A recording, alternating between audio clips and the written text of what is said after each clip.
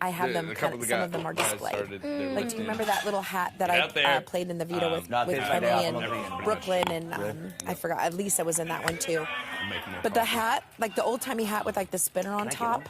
Yeah, okay, my grandkids all wanted like little pieces of this. Obviously, she's priority number one. Memorabilia stuff. And I'm not giving up the hat. Well, Elise really wanted the freaking hat.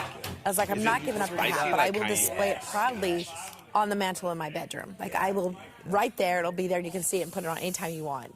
So every time she gets into my bedroom, she goes and she, like, spins it. And then when we were in Janky, I got those, really hope we get to watch those little stuffed animals. Angela seems to think that we will. You know, and I had my hopes up. I'll be they reminded me of I hope we get to watch baby boys, and the one that was just born because there was a baby one, a sloth.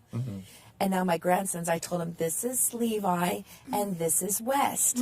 And so he goes, can I go get the brother sloths? And I'm like, yeah, those are also on my mantle. So that he's in love with those.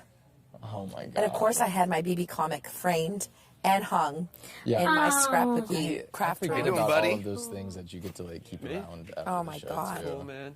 I love that thing. Just chilling. I think good way to be. Maybe people were worried I would not like my BB comic. Yeah. But when I opened it up in Jury House, I thought it would be be more happy.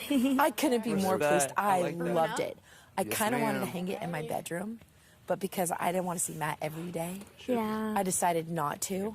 So I put it down in my crafty space. Can you imagine if you had the Joseph punishment, or you had to stay? I think they would have loved for me. Everybody in the house would have loved for me to have that. I hate this machine. No, I would not have liked that at all. I would rather have done what I did than have that.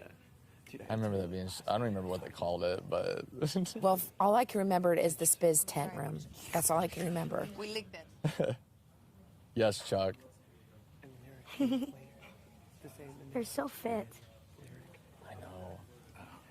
I don't feel like I properly worked out at all since I've been here. I know. Yeah, so when I was in...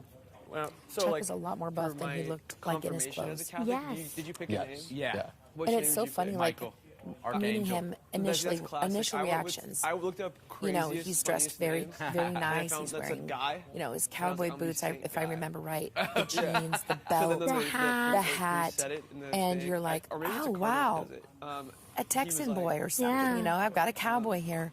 And then, you know, he introduces himself, but it's not until you start to, like, really talk to him to, like, see all the depth behind. He's corporate. Yes. You know what I mean? He's a corporate guy.